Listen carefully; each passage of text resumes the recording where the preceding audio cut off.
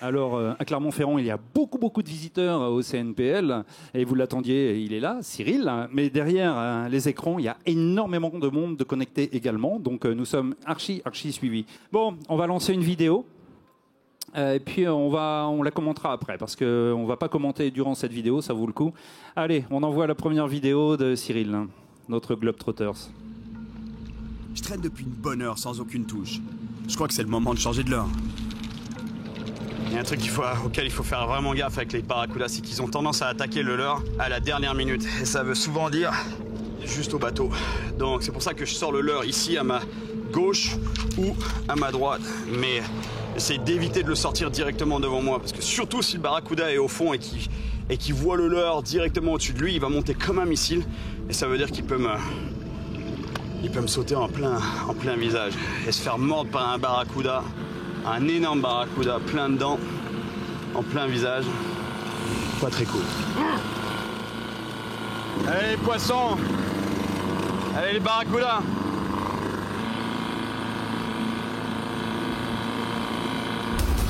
Oh God! Hey, vous avez vu ça? La touche que je viens de me prendre. Et du prédateur dans la zone. Du gros prédateur.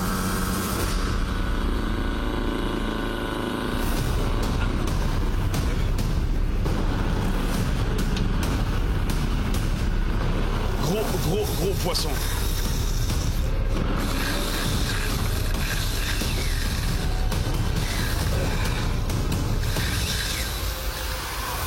Oh!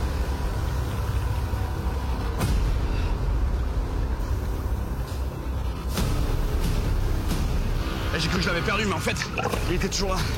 Il venait vers le bateau. Il arrive. Wow! Regardez là, regardez le truc. Regardez la taille, bestiaux.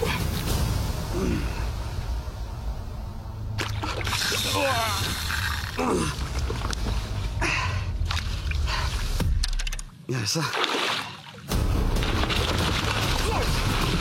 Wow.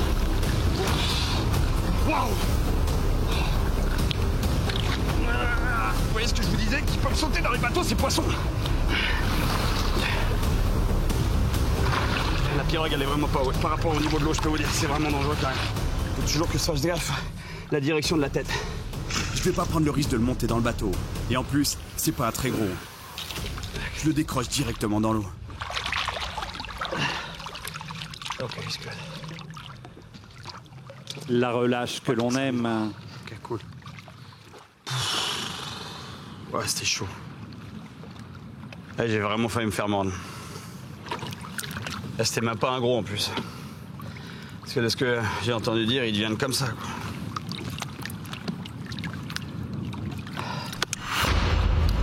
Et voilà.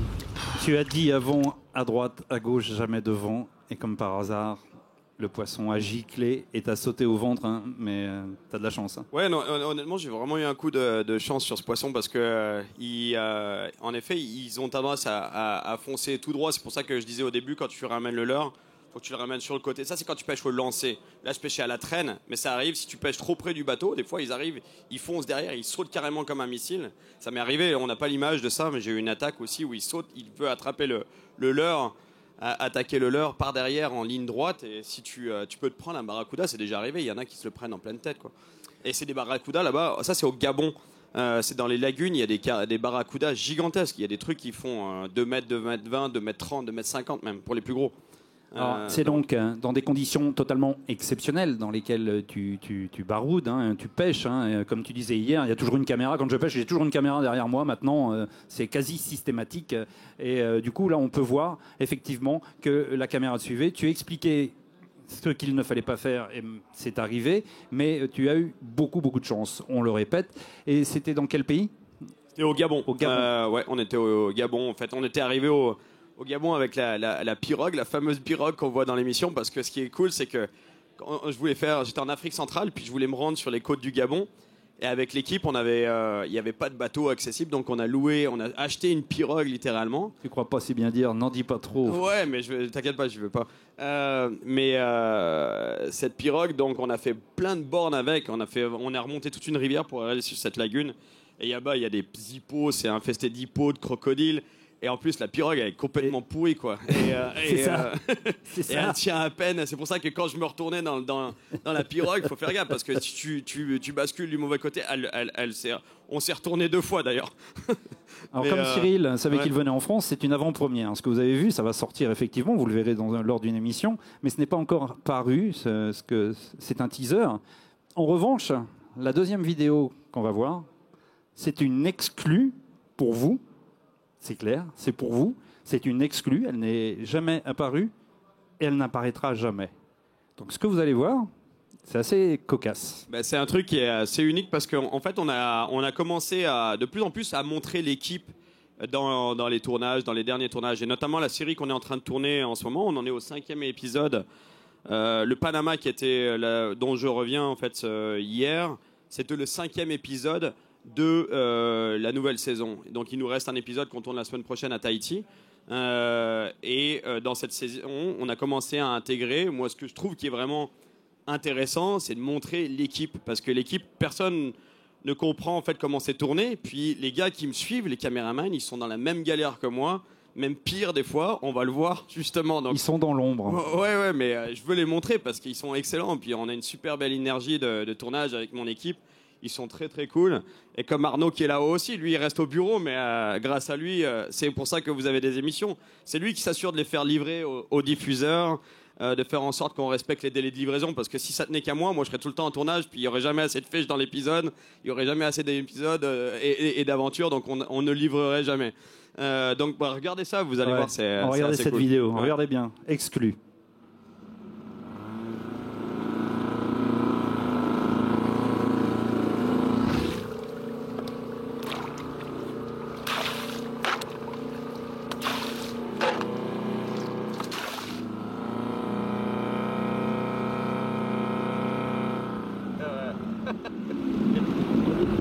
Hey Chris, tu roules là? Ouais. Ça roule? Attends, il faut absolument que je monte quelque chose. Et tu peux passer ta caméra s'il te plaît, dessus. Est-ce qu'elle est... ça roule? Ouais, t'as pas... Ok, ça roule. Ouais. Et il faut que je montre à nos téléspectateurs les conditions de travail dans ce bateau. C'est énorme. Alors les gars, je vous présente Chris.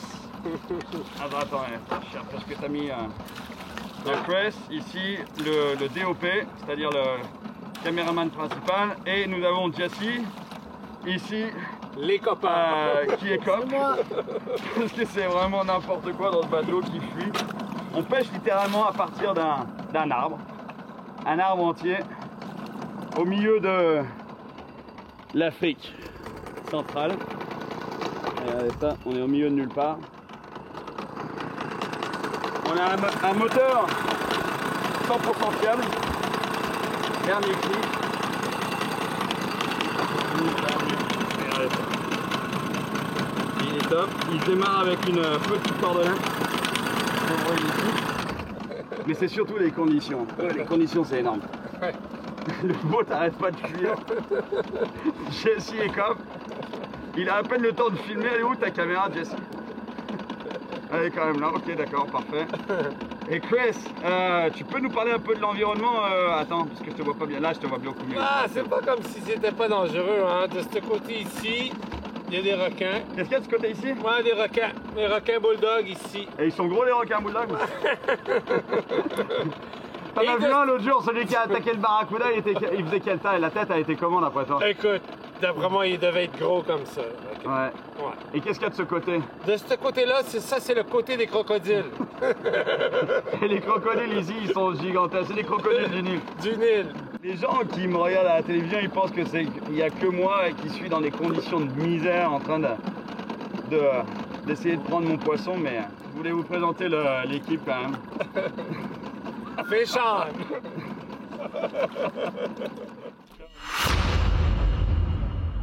Excellent, donc là on peut applaudir, c'est une première, c'est pour vous. C'est une exclue. Il a une équipe de fous avec lui, on a pu voir. Et vous faites qu'un, comme je disais hier, vous êtes 3, mais c'est un seul en fin de compte. Ouais, on est 3, des fois on est 4, c'est arrivé qu'on soit 5, mais là on était 3 parce que honnêtement on peut pas en mettre beaucoup plus dans le bateau. Dans le Et morceau elle de bois. était complètement pourrie cette pirogue, elle fuyait. Même à un moment donné, j'arrive dans un village parce que le moteur de merde qu'on avait arrêtait pas de caler. Et à un moment donné, il a tellement calé qu'il était fini, quoi. Donc j'ai ramé jusqu'à un village, je suis tombé sur un village. Et le gars qui habitait dans le village, je lui demande s'il peut m'aider à réparer le moteur parce que je suis pas très fort en mécanique. Et il vient et puis il me dit mais putain, elle est pourrie ta pirogue. même lui, il aurait pas voulu mettre les pieds dedans. Il me dit je te la rachète pas. Hein. Elle est trop pourrie, quoi. Mais c'est vrai que c'était vraiment la plus pourrie qu'on ait pu trouver. Il croyait faire une affaire au départ, peut-être. Ah ouais, non. Quand il l'a vu, il m'a dit mais non, je la veux pas ta pirogue. Moi, je monterai pas à bord en tout cas. Et t'as fini le tournage avec cette On pirogue-là? a fini le tournage avec. On a pris un barracuda énorme à la fin, gigantesque. Même moi, j'y croyais pas. Une poutre. Je le décris comme c'est une poutre le truc, quoi. J'en ai peur. J'ai les pieds dans l'eau parce que j'ai largué la pirogue parce qu'elle ne marchait plus. Donc j'ai fini à pied dans la jungle. On a campé dans la jungle et tout, pêché du bord. Et j'ai tapé un barra. Vous allez le voir, il est gigantesque. Même moi, je pensais pas. J'avais déjà pris des gros barracudas, mais quand j'ai vu ce truc-là arriver, j'ai dit putain, mais énorme. Il est gigantesque. Et surtout dans les conditions de pêche dans lesquelles tu étais, puisque tu étais en équilibre dans ce bateau. Exact. En permanence, un moteur qui flappe à droite à gauche, un caméraman qui est obligé d'écoper au lieu de filmer. Enfin, c'était chaud, quoi. Ah ouais, non, c'était, c'est des conditions. C'est pour ça que j'ai pris la caméra parce que je trouvais que c'était, des fois c'est comme ça, mais là, celle-là, c'était vraiment l'occasion qui faisait l'occasion était assez propice pour montrer l'équipe. C'est bien de voir aussi cette équipe qui l'accompagne tout au long de ses périples, hein, parce que bon, toi, tu enchaînes. C'est où le prochain tournage? Le prochain tournage est à Tahiti. Cette semaine, tu disais, ouais. Pas à Tahiti, enfin, c'est considéré comme Tahiti, c'est dans les Tuamotu, Fakarava. D'accord. Dans les atolls plus au loin, plus loin que Papeete, en fait. Tu connais? T'as déjà pêché? Oui, je suis déjà allé il y a quelques années. On avait fait un tournage là-bas, mais là j'y retourne. On va voir. Je pense que ça va être des grosses carangues, les grosses carangues ignobilis, les GT, les fameuses GT. Mais c'est infesté de requins là-bas. C'est ça qui est. Et le challenge, c'est que tu prends un poisson là-bas et le temps de le sortir de l'eau, il faut vraiment le treuiller assez rapidement parce que les requins s'en occupent sinon. Les carangues au bout, c'est rare d'en ramener une entière. Est-ce que tu es souvent en danger ou est-ce que tu assures quand même maintenant, tu joues la sécurité? De plus en plus, ouais, mais même moi et les gars que vous avez vus dans l'émission, ils sont même plus de temps en temps téméraires que moi. Je suis même obligé de les freiner en disant les gars, là, c'est pas revenez un peu en arrière parce que par exemple au Gabon, mon caméraman Christian était en avant de moi dans l'eau, on pêchait les pieds dans l'eau. Je lançais parce que tu veux toujours aller plus loin, tu veux toujours lancer plus loin, donc tu t'avances, mais c'est bourré de bulldogs. Et l'eau est sombre, il y a des vagues, donc tu les vois pas forcément arriver. Et puis lui, à un moment donné, il voulait faire un plan de moi qui lance en avant. Donc il avait carrément de l'eau jusque-là, avec la caméra qui dépassait à peine. Je lui dis, man, sors de l'eau, quoi. Sors de l'eau. Les bulldogs, ils viennent chasser, même, ils échouent, on les voit de temps en temps. On les voit dans 50 cm de l'eau venir chercher des tarpons. Des fois, tu as un tarpon de 100 kg au bout de la ligne. Tu as un bulldog qui vient en un coup de mâchoire et t'arrache la moitié du tarpon dans 1 mètre d'eau. Donc, il y a des tarpons, il y a des bulldogs de 200-300 kg. Ouais. Faut limiter les dégâts quand même, réussir à nous amener des images magnifiques avec autant de passion, autant de peps et d'adrénaline. Mais ouais, c'est ça, mais c'est l'adrénaline aussi. Moi, j'aime ça, l'aventure, le risque, mais il faut le calculer, le risque. Des fois, ça a l'air d'être pas calculé, mais on sait quand même face à quoi on fait face comme danger. Il faut connaître les dangers, il faut essayer le maximum de connaître le comportement des animaux. Quand je les connais pas, j'essaye de faire des études avant ou de parler à des gens qui connaissent cette zone pour savoir ce qu'il faut ou ne pas faire. Par exemple, l'éléphant, il m'avait dit, si tu as un éléphant qui te charge... Hier, on avait la charge. Ouais, la charge, tu lui fais face, tu restes, même s'il te fait une charge, de temps en temps, c'est ce qu'on appelle en anglais un bluff charge. Donc, il vient, il te teste, et si toi, tu tournes le dos et tu cours, là, il te charge. Alors que si tu lui fais face et tu gueules et tu te mets face à l'éléphant, des fois, il s'arrête, puis il repart. C'est ce que j'ai essayé de faire, mais celui d'hier, il n'a pas écouté. C'est toi qui t'es mis à courir. Oh, à un ouais, moment, non, quand même, je lui ai fait face, je lui ai fait wow. Puis là, lui, il est parti direct sur moi. Ça l'a pas arrêté du tout. Et pour finir, on verra une petite vidéo, mais il faut savoir qu'il y a toute une vie avant de pêcheur, parce que d'homme d'affaires qu'il était, il avait toujours un pied dans la pêche. Et puis, il y a eu le Morocco Adventure aussi à une époque, où tu as fait un village au Maroc, c'était sympa. Après, tu as pigé aussi pas mal pour Voyage de pêche. Ça t'a permis aussi de rentrer dans ce monde aussi curieux de la pêche. Puis après, tu as dit, allez, je m'en fiche, j'y vais, je lâche ce qu'il y avait derrière en homme d'affaires que tu étais. L'idée, c'était que j'avais eu cette idée de l'émission, pour faire court, j'avais eu l'idée de faire cette émission à Paris, quand j'habitais à Paris. Et je l'avais écrite. Et quand je suis arrivé au Canada, ça c'est vraiment la version très courte, hein, parce que c'est pas un long fleuve tranquille. Hein. Mais quand je suis arrivé au Canada, j'ai décidé de mettre ça en œuvre, de ressortir cette idée. Et pour la faire naître, je me suis dit, le seul moyen, parce que pour la vendre à des télédiffuseurs, sur papier, ça ne marchera pas. Donc je suis parti au Maroc, que je connaissais bien, comme tu le disais, pour tourner un pilote. Et c'est le pilote que j'ai fait moi-même, en fait. Je suis parti, j'ai fait les émissions telles qu'on les voit aujourd'hui, c'est la même que j'ai tournée. Le pilote, c'était exactement ça. Donc je suis parti au Maroc, j'ai tourné un pilote avec un caméraman canadien. Et mon ex à l'époque qui était dans la radio, donc il connaissait ce monde-là. Et on a revenu au Canada, on a approché des firmes de compagnies de distribution en télévision qui ont fait des ventes. Et c'est comme ça que l'aventure est partie. C'était ton fil conducteur. Exact, ouais. On va voir la petite vidéo, Manu, que tu m'as montrée de survie dans la jungle. Si on peut. Ok. Si elle est calée, on va la mettre. Non. Je crois que je la vois en arrière, là. Ouais, ça y est. Survie dans la jungle. Est-ce qu'on a du son? Il y a du son? Nos réserves de nourriture. Donc aujourd'hui, c'est l'appât qui est au menu. J'enlève le limon que l'anguille a sur le corps. En fait, tous les poissons qui ont de la peau, en fait, ils ont un espèce de limon sur le corps. C'est très gluant. Pas très cool à manger. Mais par contre, ça leur sert, eux, ça leur sert à glisser dans l'eau, à être complètement hydrodynamique. Ouais, ça commence à ressembler à un repas, ça. Et les gars, vous allez adorer ça. La bonne anguille d'Amazonie. Regardez, ils sont dégoûtés. Ah non, vraiment, c'est super bon, vous allez voir.